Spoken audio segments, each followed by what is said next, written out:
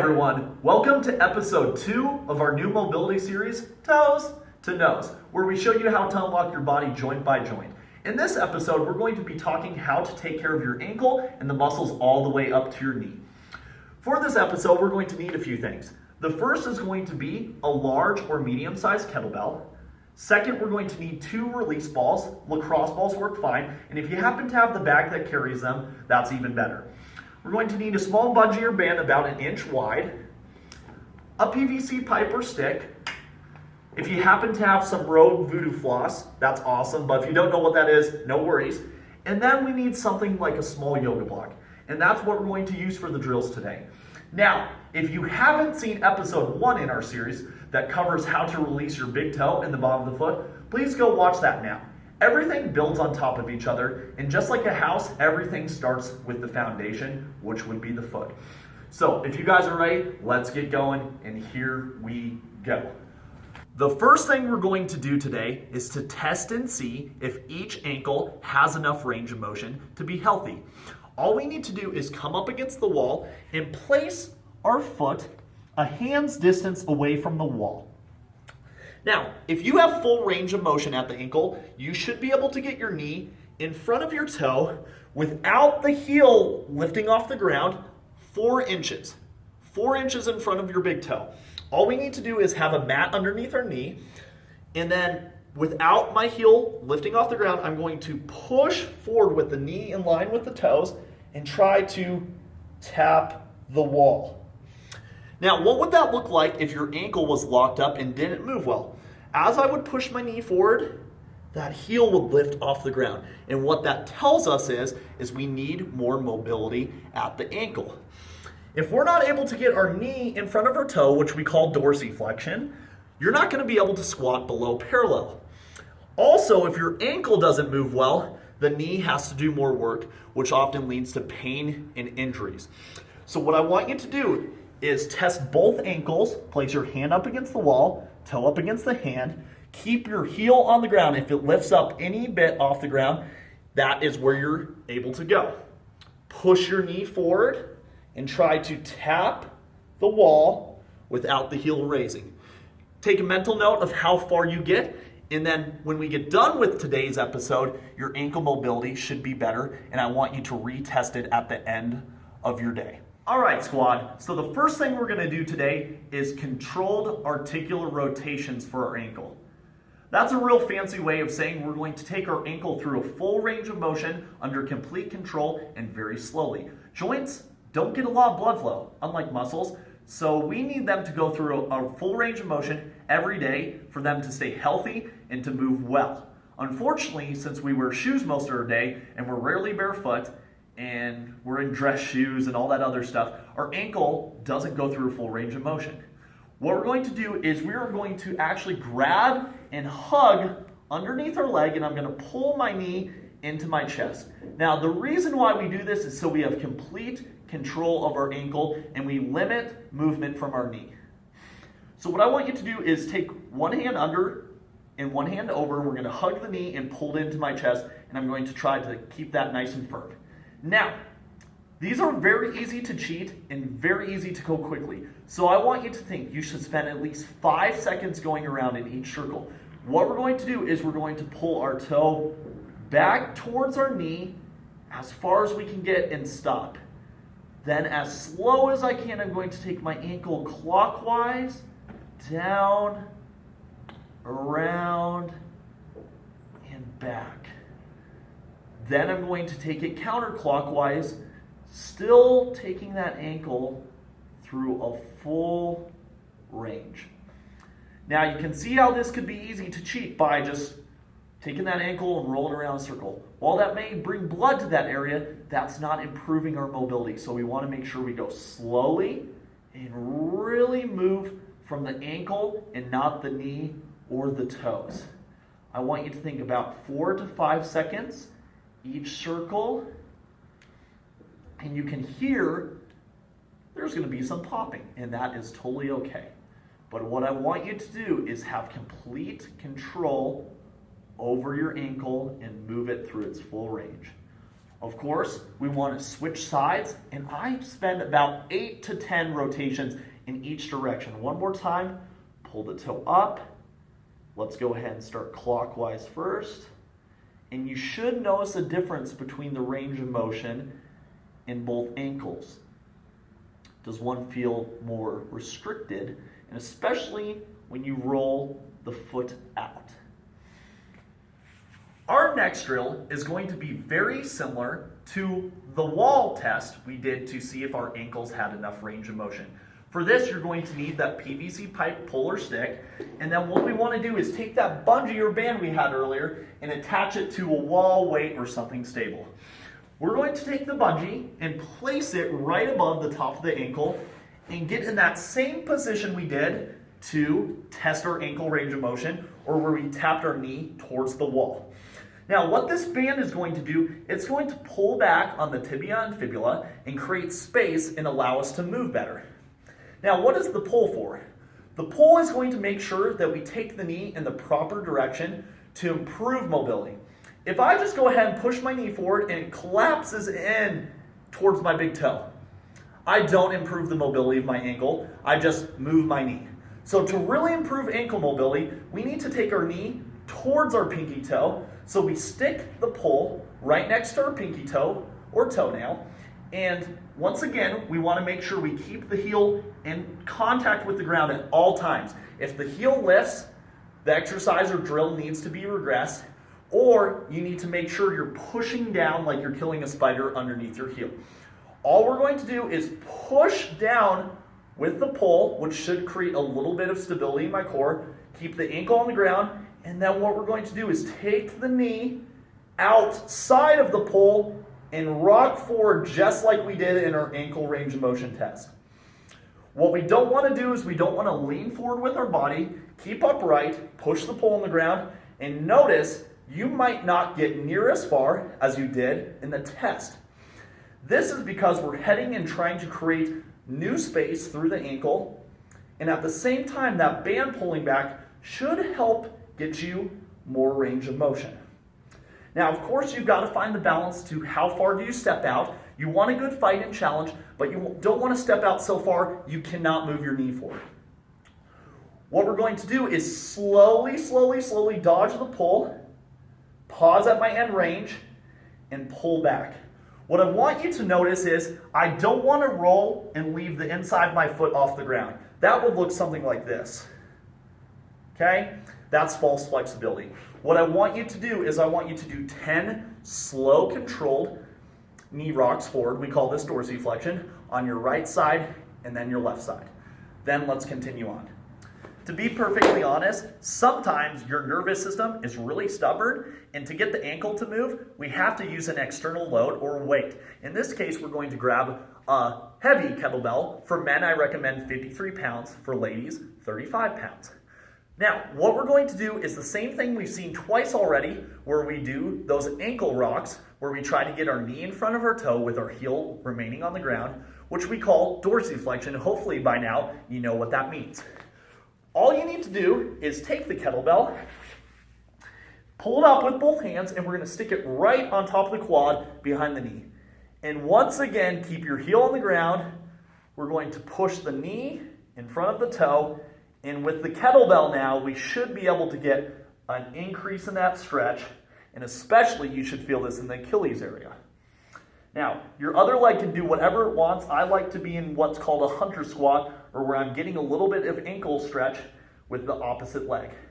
Now, you can change your position. You can come over the top and add even more load. But once again, make sure your heel does not lift up, and we try to take the knee towards the pinky toe.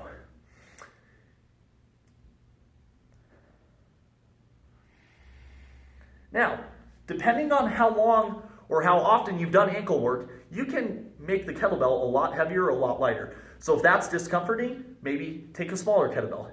If you've done lots of ankle mobility work, go ahead and get a heavier kettlebell, maybe the 70 or 80. This is going to really help. If those other two drills didn't get you in front of your toe with your knee, then try this one out. Let's just say you've been performing and practicing all of these drills for your ankle mobility, and it still does not seem to get better or improve. there might be a hidden culprit called the fibular locked head. Now, what that means is our fibula bone, which runs next to our tibia, needs to move out of the way for our knee to dorsiflex, or for our knee to get in front of our toe. What that looks like is when we push our knee forward, our fibula gets out of the way and allows our knee to come over our toe or our ankle to move. Now, a lot of times when we have problems with the hamstring or further up, the fibular head gets locked. So what happens is the bottom part of the fibula pushes forward and the top half pushes back. Now what happens is as I go to dorsiflex or move that ankle, boom, jammed up right here. So that's a problem because that means I'm not able to squat low or move my ankle, and I'm going to have to take up that lock somewhere else. So one more time, pushes forward, we try to move the ankle, and it's going to get locked up. So I'm going to show you a simple way to unlock the fibular head. The fibular head is that bony notch right on the outside of your calf. You can't miss it. It sticks out like a sore thumb. And what we need is that rogue or voodoo floss to wrap around a few times right below that bony notch or fibular head. This is going to allow us something to grab onto and to move and crank our knee into a little internal rotation. So what I want you to do is wrap a few times around. We're going to repeat those knee little pushes or ankle dorsiflexions, and what I'm going to do is I'm going to grab and then I'm going to internally rotate or pull my knee into internal rotation. Then once again we're going to rock forward with our heel on the ground, and I'm going to push towards my pinky toe, and I'm going to pull back. You're holding and internally rotating, corkscrewing, and then I repeat by pushing that knee over the toe and keeping the knee on the ground. Now, that's not guaranteed to be the magic cure or secret fix, but a lot of times most people can't get their ankle to move because that fibular head has locked down. So if you've tried the other drills and you're not finding success, spend some time doing this one. A lot of times that can be the secret key to unlocking your ankle. Now that you've taken your ankle through a full range of motion, it's time to add some load and to make your ankle stronger. For this, we're going to use a series in Andrew Reed's Rung Strong book. If you run or coach running, I highly recommend it. For this, we need a wall or bars to lean up against. The more you lean, the more the load. And I'm going to straighten and put my feet flat up against the ground and keep my legs locked. All we're going to do is lift the outside leg, and then we're going to slowly roll our ankle on purpose towards the wall. So in this case, that would be the outside of my foot. Move slowly, and this can be a little bit discomforting if you've never done loaded ankle work before. Don't be scared. We're going to get that ankle stronger with each rep. Once we perform 8 to 10 slow controlled reps without bending my knee, I'm going to drop the outside foot down, and I'm going to repeat the same thing where I roll towards the wall. Take your time, do not rush, and really develop full range of motion through the ankle. Once you've done about 10 reps per side, we need to flip the other direction and repeat. Grab the wall or the bars, straighten your legs out, feet flat up against the ground, lift the outside foot, and begin to roll your ankle towards the wall. Switch legs. And remember, keep your legs straight and move through the ankle. The next way we're going to improve our range of motion at our ankle by strengthening is with some angled toe wall liftoffs. For this, we're going to keep one leg straight and locked, and we're going to place our toes on the wall. Now, the stronger you are and the more usable range of motion you have, the closer your ankle can be to the wall. But for this, go ahead and just start wherever you'd like. And what we're going to do is, without bending our knee, I'm going to lift my toes off the wall as high as I can and hold for at least 5 seconds, 10 seconds if you'd like. Now, if that felt super easy and not that difficult, go and raise your toes higher on the wall and bring your ankle closer. For every inch we bring our toes up, the exercise gets significantly harder. Once again, I'm going to lift, and you can see there I can barely get my toes off. And hang out there for 5 to 10 seconds. 4, 3, 2, 1, relax. As you get stronger, you're going to continue to move your heel closer and your toes higher. And notice how there, I can't even get my toes off, so I need to scoot my heel back and away. I should feel those toes barely hovering away from the wall. So if you're down here and can get your toes a couple inches away from the wall, you need to make it harder and bring your heel closer to the wall. And those are our angled wall toe liftoffs. One of the best ways I've found to improve my ankle mobility is by doing low squat wall liftoffs. Now that's a fancy name, but what I'm going to do here is show you how you can use the wall to help improve your ankle mobility. All we need to do is, if you need a kettlebell for counterbalance, that's okay. We don't want to try to use this. What we want is to drop down into a squat where my back is nice and flat and my heels are on the ground. Now, if you have extremely locked down ankles, you might head down and your heels might want to stick up so you can grab that kettlebell kind of as a way of counterbalancing. Now, I want to be down all the way in a squat, and what we're going to do is we're going to actively try to pull my knee to my toenail while I lift my butt away from the wall, and we're going to do that like a mini plank. I'm going to squeeze my thumbs for a little bit added tension, and here's what's going to look like. I'm going to lift my butt away from the wall, pull my knees to my toenails, and I'm going to squeeze and try to crush an imaginary can between my knee and toenail. And I'm squeezing, I'm not just hanging out here. 5, 4, 3, 2, 1, relax. Not only are we getting stronger and improving the range of motion at our ankle, we're also developing a nice, healthy, upright, low squat. Notice how much easier it is to keep my back flat when I'm up against the wall. One more time, we're going to lift our butt away from the wall, squeeze the space between our knees and toes, added tension with the hands, and squeeze. 10, 9, 8, 7, 6, 5, 4, 3, 2, 1, relax. Guys, this is one of the best ways that you can improve ankle mobility by using your own body to control yourself.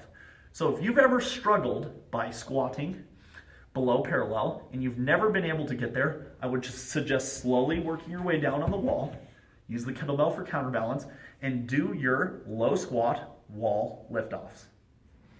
The next spot we're going to take care of is called the retinaculum. This is a very hidden spot on the outside of the ankle that you probably never even thought about or released before, and it's going to sit in kind of this little pocket right in front of the ankle.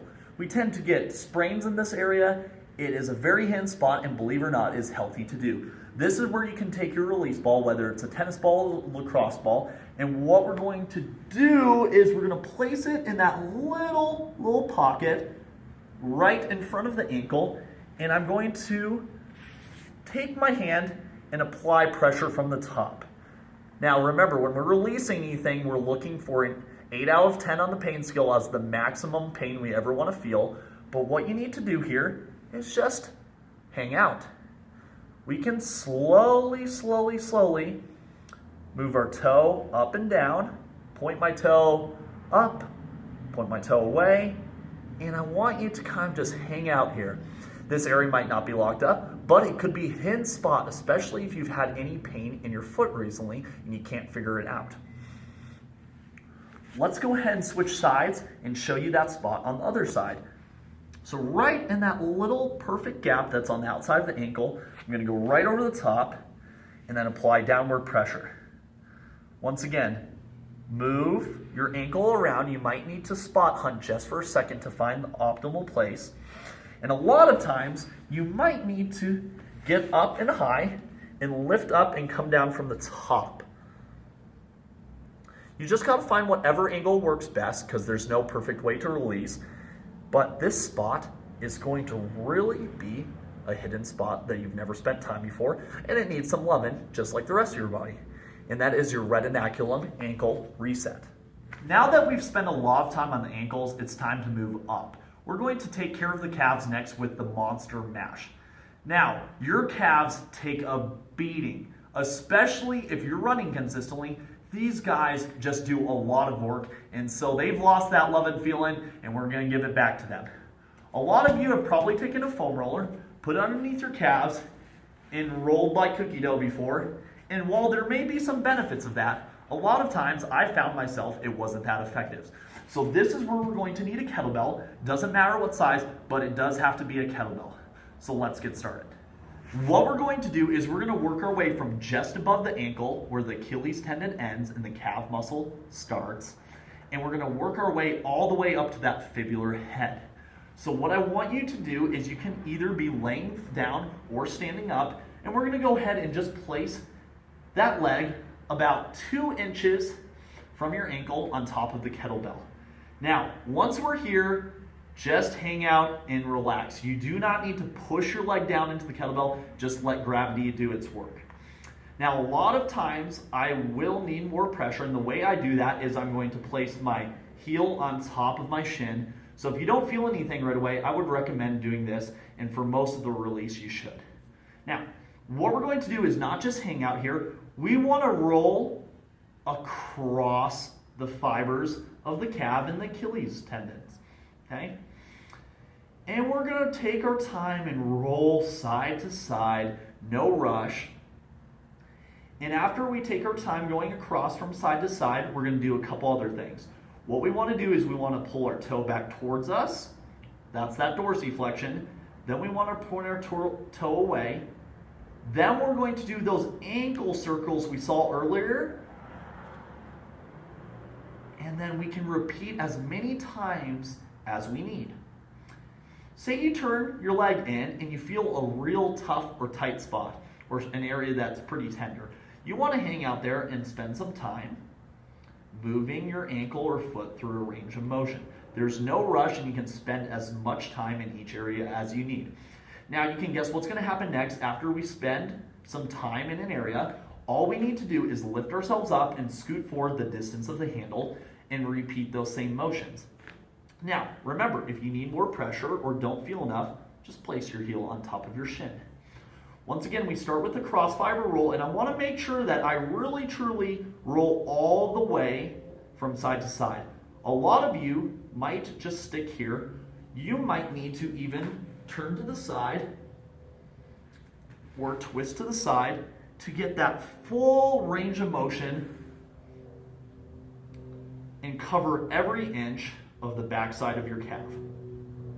Now there's a lot of muscles besides the calf back here, and it's going to get them too, but we'll just stick for the calf for right now. Once again, you're going to pull your toe back towards you, point it away, and do some more slow, controlled ankle circles in each direction. If you find a tough spot, hang there. Remember, you don't have to do the ankle circles just with your toes pointed up. You can do them to the side. You can do it with your toe turned in. Have fun with this, right? Fun is a relative term. And what we're going to do is we're going to work our way up each handle length all the way, so I'm going to skip a few here, all the way to where I get to that fibular head. This is where chaos just happens all the time, is this fibular head. Muscles run into this guy, he's angry, and a lot of times what I want you to do is when we get to this fibular head and the handle's right beneath it, I want you to go ahead and turn to the outside, and woo! That is normally a spot that is absolutely fun, as we'd say, but it needs some loving. So what I want to do is spend a lot of time here, and I can do my ankle circles and chill here, but right underneath that little bony fibular notch or head is where it really gets locked down. So once you work your way all the way up, the last thing you're going to do is once you get to that fibular head, turn to the side and spend some time here. You can see this spot is really tender on me. Remember, do not rush your way through this sequence. It should take at least 5 minutes per leg. Sometimes it could take 10 minutes per leg, and some of you might be thinking, that's a lot of time, that's 20 minutes per leg. In an average 30-minute run, we're going to put over 3 million pounds of force through our calves. So what I want you guys to think is we need to spend lots of quality time with our calves, and the kettlebell is the best way I've found ever to do this. Can you do this with a dumbbell? Perhaps, but it's not the same as a kettlebell, especially with being able to go from side to side and doing your ankle rotations. So remember, treat both sides, never treat the side that hurts or sore, treat both sides. 5 minutes minimum on the right, 5 minutes minimum on the left. If you have all the time in the world, 10 minutes on the right, 10 minutes on the left, and work your way up to that fibular head and spend some time there. Now that we've helped out the calves with the monster mash, it's time to take care of the front side and perform our Shin Meltdown. This is where you need those 2 release balls or lacrosse balls, and if you don't happen to have this little mini tote bag, that is totally okay. You can still perform this drill, it just might be a little bit harder. If you do wonder where I got these, that would be yogatuneup.com, and that's where I get most of my release balls. You're going to grab your yoga block, and if you happen to have a second one, that can be beneficial too. If you just happen to have one, we're going to place the balls on top of the block, and then we're going to start near the knee, right next to that fibular head.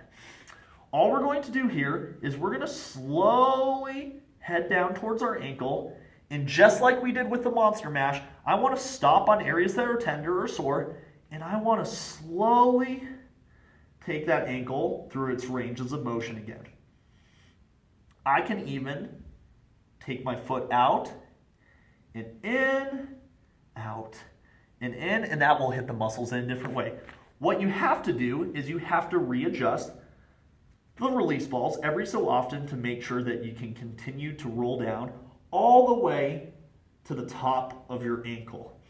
Now, if you happen to have a second yoga block, I prefer this even better because it allows me to get enough space between me and the ground to really do some good range of motion drills at my ankle. So here, now my ankle is off the ground, I can really take that ankle through its full range of motion and get an additional release that I wouldn't get if I just rolled like cookie dough.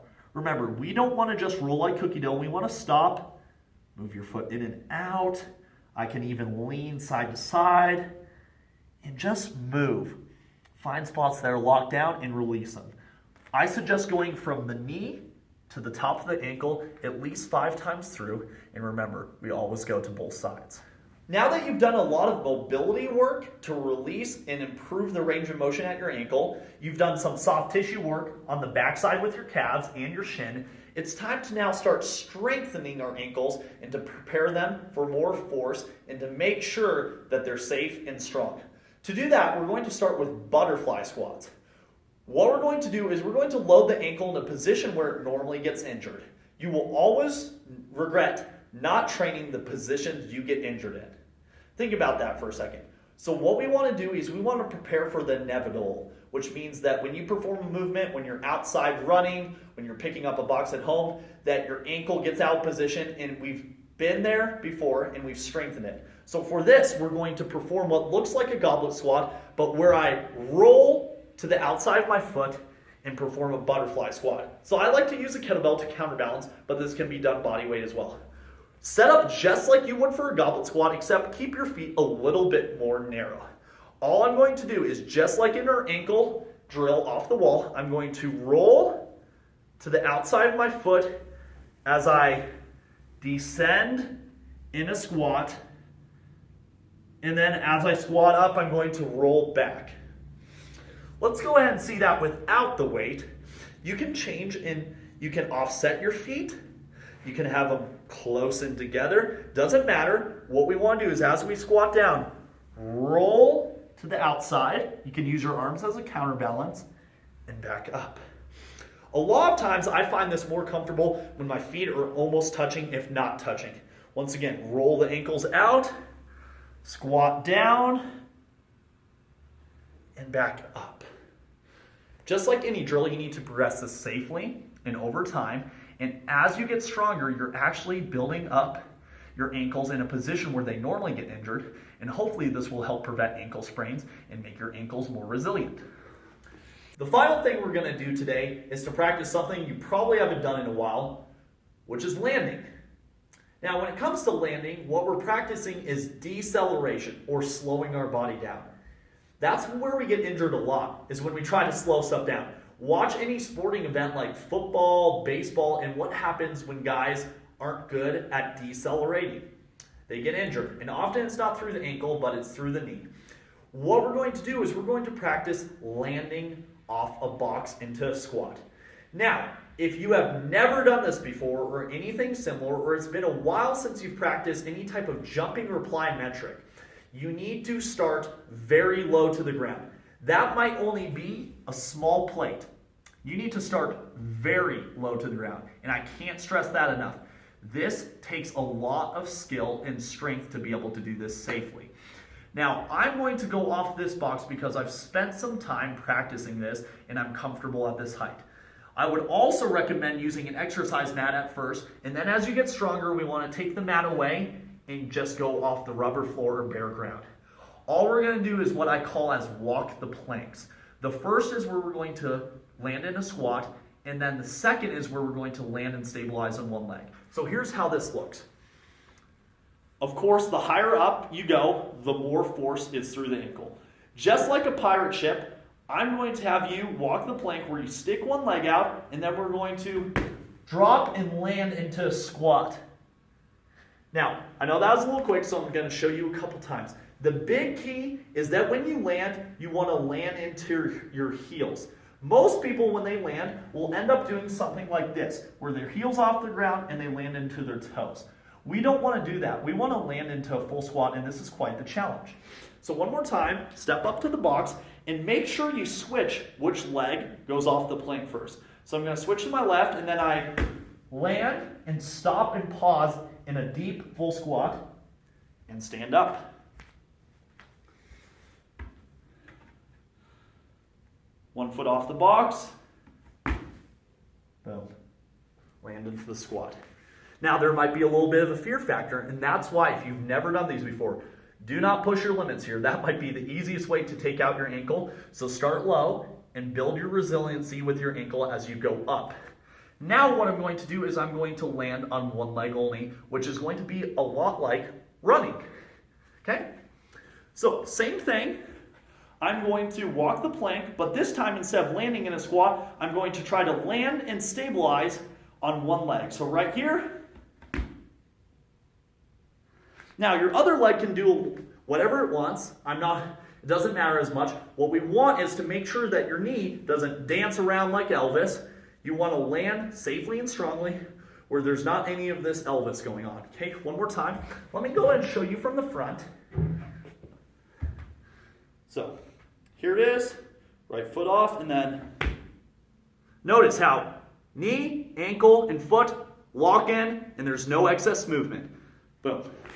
Make sure we switch sides, because you will find out that it is easier to land on one foot than it is the other.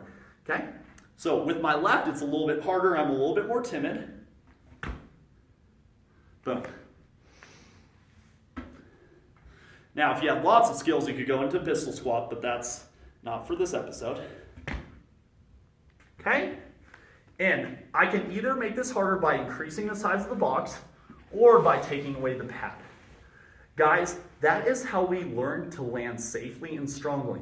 It might seem like a backwards idea to just land and not jump, but we need to be strong through our ankles in absorbing and decelerating force. If we can't stop, if we can't decelerate, if we can't absorb force, we are going to get injured. And most of the time, like I said, the knee is going to go. How many people have you seen plant their foot and then all of a sudden their knee goes? Okay, that's sports injury 101. So I want you guys to practice walk the planks, but please, I cannot stress enough to build your way up over time. I spent a lot of time on this box, and it's because it takes weeks and months to be able to build up that ankle strength and to learn how to land properly. Make sure when you land in the squat, you land through your heels. If you can't do that yet, spend some more time on the drills that we talked about earlier to make sure you can get into a full squat. I hope you guys enjoyed episode 2 of our Toes to Nose Mobility Series. In this episode, we showed you how to improve the range of motion in your ankle and to take care of the muscles from your ankle to your knee. Now, something we did not have time to talk about was one of the major reasons why your ankles are locked up and don't move.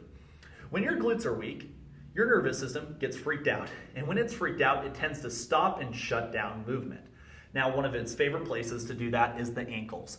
So if your ankles don't move well, you need to check your glutes and spend time strengthening your glutes. Okay? So at the beginning of this episode, we did a pre-test to see what range of motion you had at each ankle. What I'd like you to do now is to do a post-test. I want you to recheck your range of motion and see, do you have any improvement? Is it better? Remember, like any joint, Daily, weekly, monthly, and yearly mobility is needed to maintain that range of motion and to develop new ranges of motion. So all these drills are awesome and cool and great, but if you do them once and only once, you won't see any long-term improvement. So make sure you take these drills and do them on a weekly basis and frequently, okay? Guys, I hope you enjoyed this episode, and next episode we're going to be talking about the knees and the muscles above. I'll catch you guys later, and squad out.